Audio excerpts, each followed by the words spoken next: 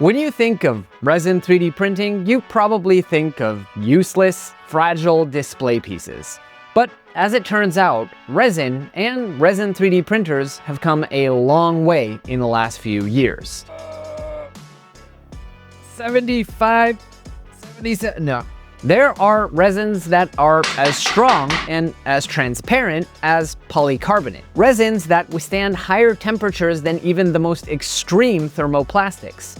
Resins designed for small batch production of final use parts, even resins that can take a beating. So in this video, we're gonna revisit something that I and many of you had previously all but sworn off: resin 3D printing. And we're gonna see if and how it can actually achieve things that FDM 3D printers could never dream of. Let's get after it. To start off, let's talk about the printer that I'll be using throughout my testing. This is the new Reflex 2 by HeyGears. And for those of you who don't know about HeyGears, they're what I would consider a more prosumer, high-end resin 3D printer manufacturer. They focus on reliability, quality, ease of use, repeatability, and ultimately longevity. The real selling point of their printers is that they just work. The resins are perfectly calibrated to work with the printer, which comes perfectly calibrated from the factory for light uniformity. And of course, it's all designed to work harmoniously with their industry-leading slicer, which handles pretty much everything for you and takes all of the guesswork out of resin 3D printing. I don't really want to bore you with all the tech specs of how great this printer is, how the screen is rated to last for like 6,000 plus hours, or how they use AI to calibrate like 86,000 different zones for light uniformity. Like the First Lady, I really don't care about any of that, and I doubt that any of you do either. What I care about is the quality and reliability and ultimately repeatability of the prints that I, a relative novice when it comes to resin 3D printing, am able to produce with it. So I'm just gonna create some stuff and I'm gonna let you be the judge. But I do wanna point out some of the quality of life features of this printer and its ecosystem, starting with this neat little scraper upgrade. This stirs and heats the resin quickly and uniformly, reducing the risk of print failures. There's also the pulsing release module, which actually puffs air, flexing it and making the release easier. Finally, I also found it interesting that not only the printer, but also the washing and curing stations are Wi-Fi enabled, which allows you to send different jobs to those machines.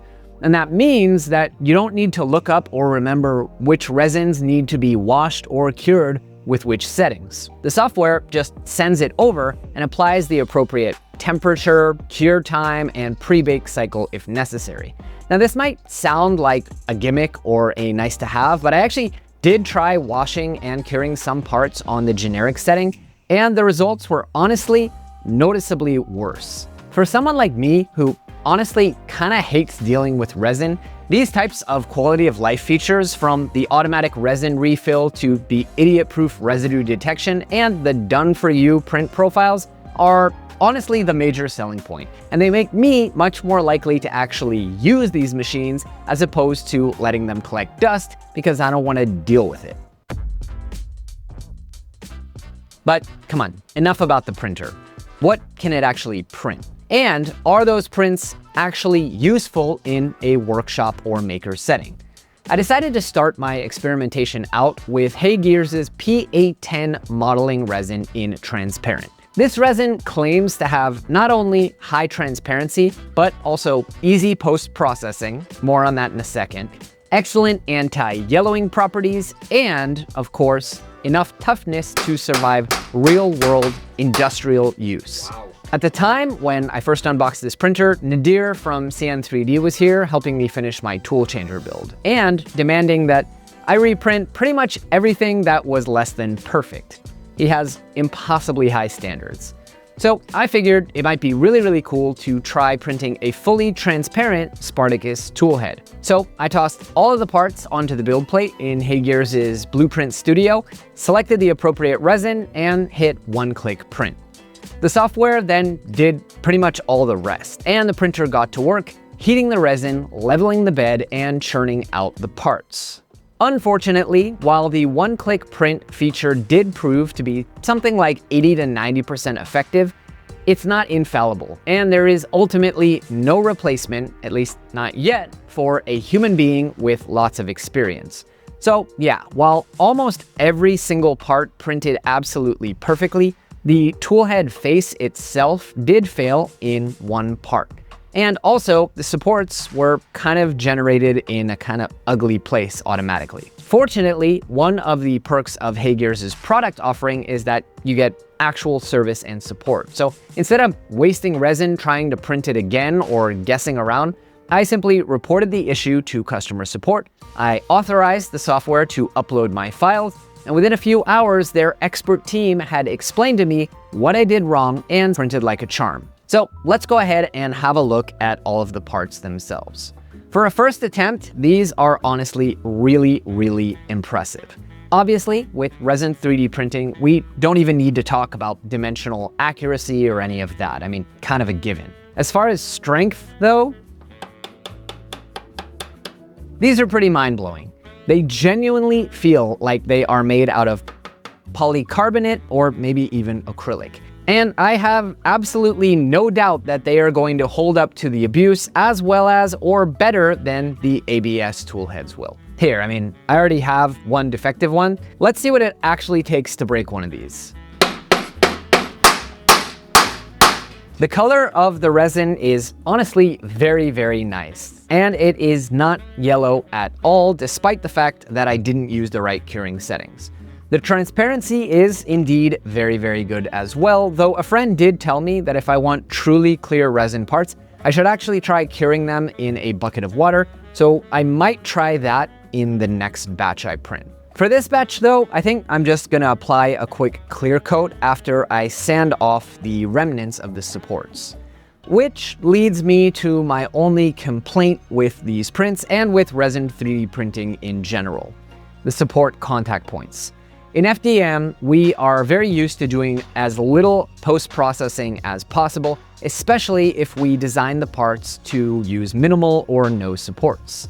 But with resin, best practice says that you almost always need supports. Or at least, that's what they tell you. Later on in the video, I'm gonna show you how if your resin is strong enough, your hands gentle enough, and your calibration good enough, you can actually get away without the hassle or the waste of using supports altogether, which was a major game changer for me. But for parts like this with such complex geometry, they are a necessary evil, and they do leave a mark. Now, that wouldn't be so bad if they were hidden and the resin wasn't clear, but with resin this clear, you definitely can see the support contact points even from the outside. Now, as promised, this resin is quite easy to sand and post-process, but only if the part allows for it. See, this toolhead face, for example, has all these little nooks and crannies that I just can't get into with sandpaper, and I honestly can't be bothered.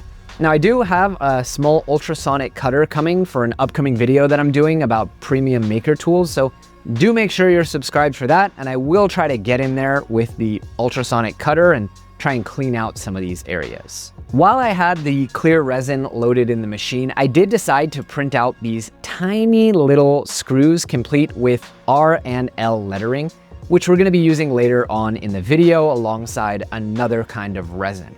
But just have a look at the clarity and the precision and the detail. I think we all know that this would never be possible with an FDM 3D printer, but it also would have had to be redesigned for injection molding. And even then, I doubt that you would have this level of transparency, which is something that I want for my end use application. So all in all, pretty impressive stuff for my first batch of prints, but this actually isn't even close to HeyGears' toughest resin. For that, we're gonna need to switch over to the Pulse Air Module vat and switch the resin to this PAU20 tooling resin. This formula boasts PC-like performance, combining rigidity and toughness, as well as long-term UV and humidity resistance. And it gives a beautiful black finish suitable for end-use parts.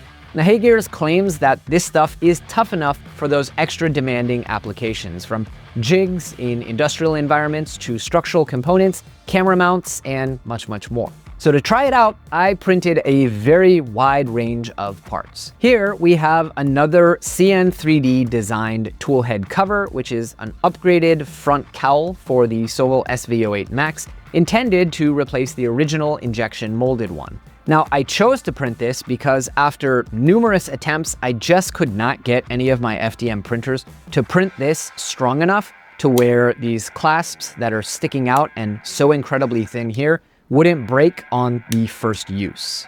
Now, for some strange reason, which honestly was probably me setting the part down in a puddle of rubbing alcohol on accident, the surface on one side came out a little bit strange, but everything else besides that is absolutely perfect. This part is much stronger, much more precise, and much more aesthetically pleasing than any of the FDM ones that I was able to print, proving that this printer and this resin are suitable for replacing injection molding in the case of end-use parts. I actually was even able to print these incredibly small little adapter pins that go with it, and honestly, there's no way these would come out half decent on an FDM printer.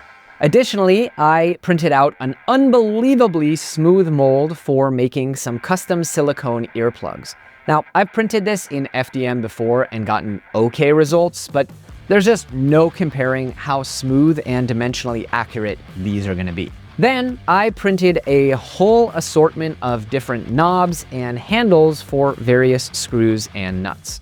I've had a lot of difficulty with these breaking throughout the years when printed on FDM printers, especially in these little areas with the hexagons due to the issue of layer adhesion and shear.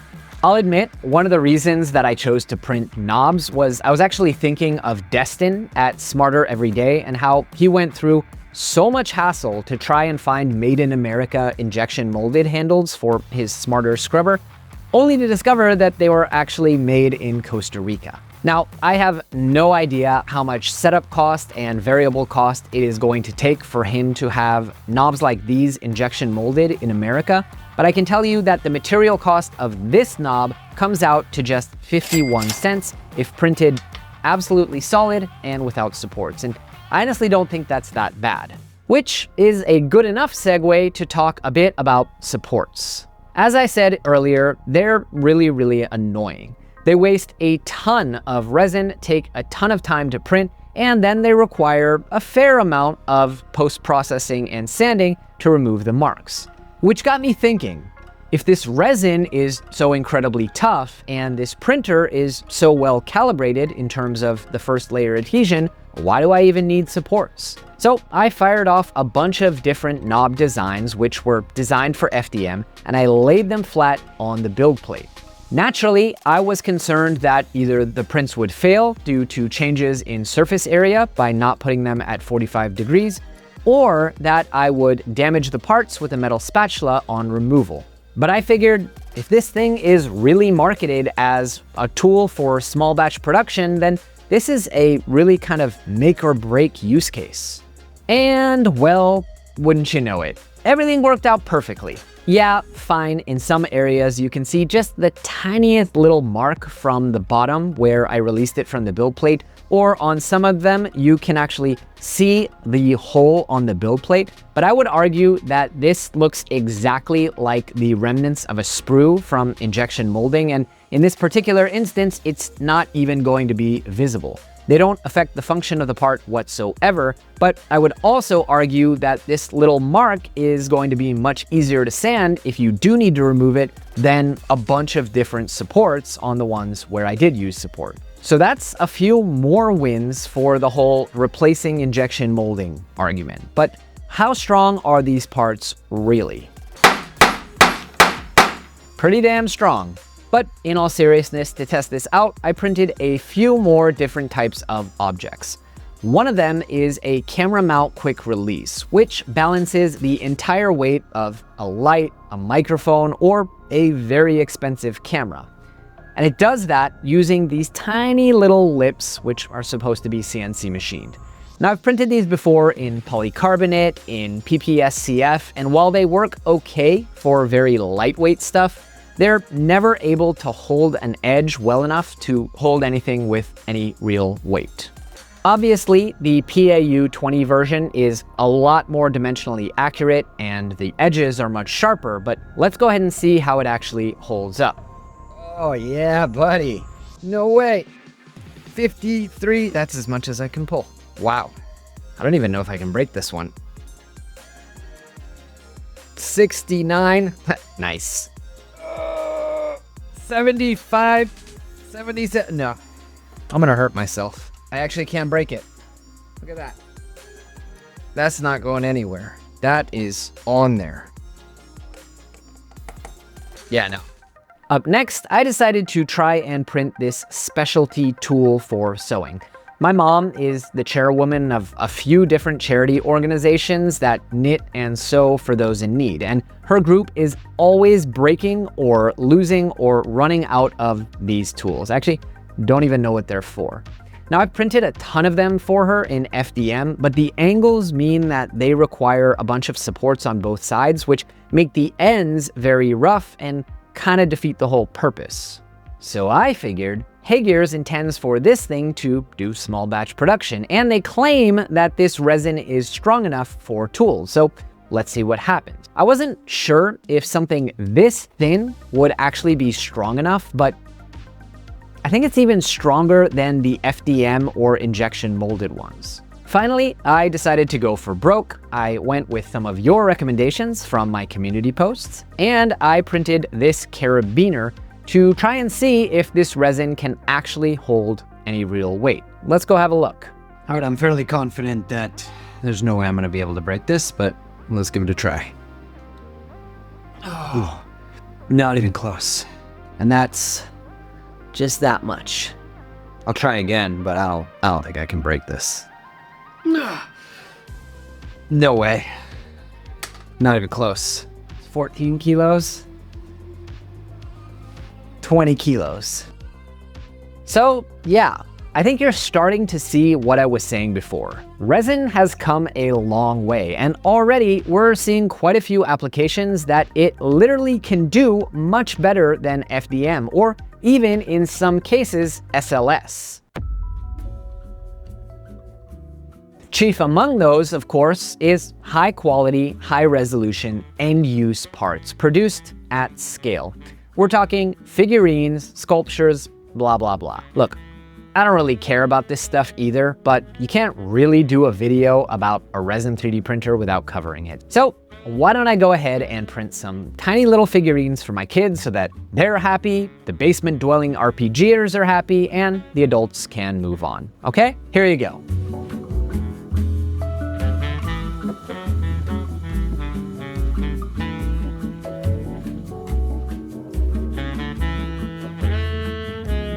They're very beautiful. Lovely surface finishes, incredibly fine details. Are we good? Great. Let's move on.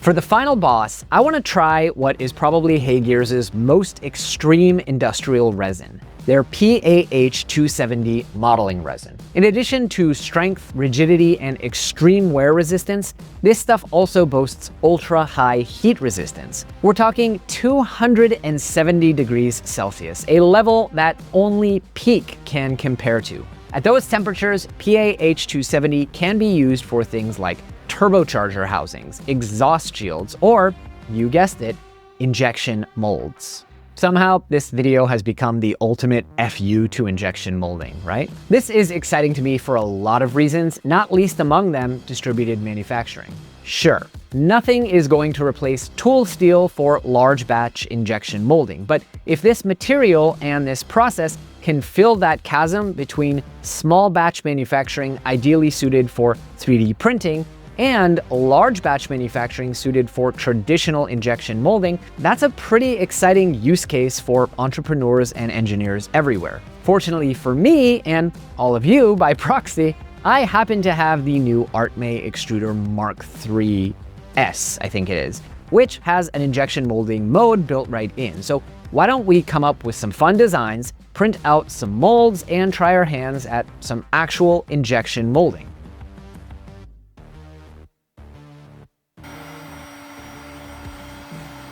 We'll experiment with injection molding in a future video, so make sure you're subscribed. So, But what can I say? I think the results honestly speak for themselves.